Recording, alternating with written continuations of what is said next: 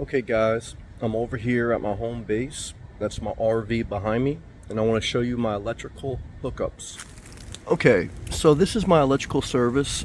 To the left, the 2-pole breaker, this is a 100 amp service. I could put a module home or single family house on the lot here that I own, but right now I just use it for this RV. This is a 50 amp disconnect, which gives electrical power to this RV hookup. It's a 50 amp RV hookup with a surge protector. And this is my RV here. And to look at the electrical input, we're going to go towards the back of the unit.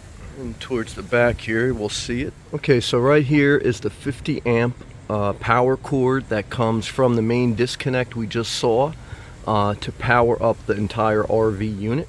Okay, and now we'll go inside the RV to take a look at why it has a 50 amp service. When you come in the RV, right off the main hallway is a dual zone AC setup, okay?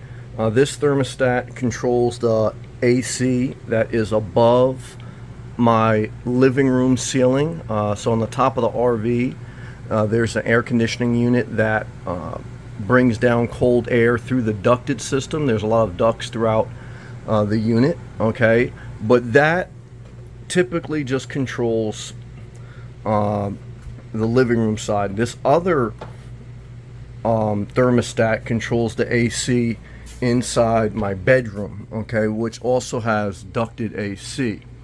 And so when you have a 50 amp unit, it's usually for an RV that's above or longer than 30 feet and has dual zone ACs. The main reason for the 50 amp versus the 30 amp input connection for an RV is usually because there's a single there's either, for a 30 amp unit, there's a single AC unit. For a 50 amp unit, usually there's a dual, a 2 AC unit. And obviously, the bigger the unit, the more components. But the main component is the air conditioning. So I just thought I would take some time to show you my electrical hookup. You know, RVs are basically a house on wheels. They have everything that a house has. I have a kitchen, I have a bathroom, I have a bedroom. I have about 300 square feet of living space. And a regular home will normally operate off a 100 amp service or a 200 amp service, depending on the size of the house. Again, you saw that I have a 100 amp service for my lot, so I have capacity to power more than just this RV. I could, again, build a single family home here. But a 50 amp is the max you would pretty much use to power an RV, and that's pretty much because you would have two air conditioner units, excuse me, and your unit would usually be longer than 30 feet. Mine's about 40 feet. So the size of the RV, the components of the RV determine the amperage. Most standard size units, most Class B vans, most smaller travel trailers only take 30 amp power. So that is the difference. You know, when I was first looking at RVs, I was trying to understand that 30 amp versus 50 amp. And it pretty much comes down to the size and amount of air conditioner units, excuse me. And also there are converters, okay, that you can use to convert the power cords to make them compatible.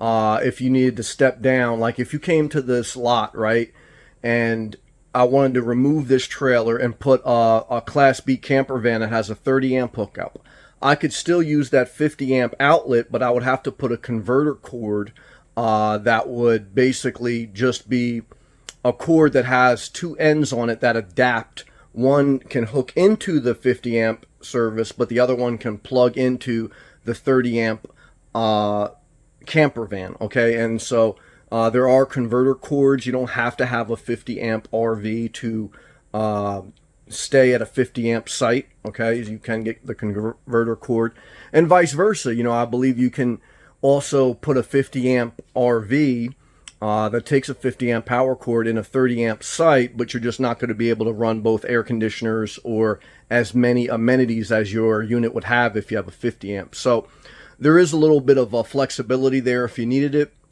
But either way, I hope that, this video just gives you some insight, because RVs could be a little bit intimidating. But remember, they have everything that a house has, and pretty much that's the electric side of it. 30 amp or 50 amp is what you're going to deal with. There are converter cords. The reason for the different amperage is the size of the unit and the amount of air conditioners. Usually it has, something like that, a big component like that, that takes a lot of power draw. So either way, hopefully this video helped. If it does, click that thumbs up. You want to subscribe, click the subscribe button. Shout out to all my members. Thank you for being a member. I appreciate you. And yeah, we're just going to keep making videos one step at a time, one day at a time. And that's my house right there behind me for the time being. This is my home base, the RV, okay, that I own on the lot that I own on the beach in Southeast Florida. I've been a nomad for 5 years now. I have a home base.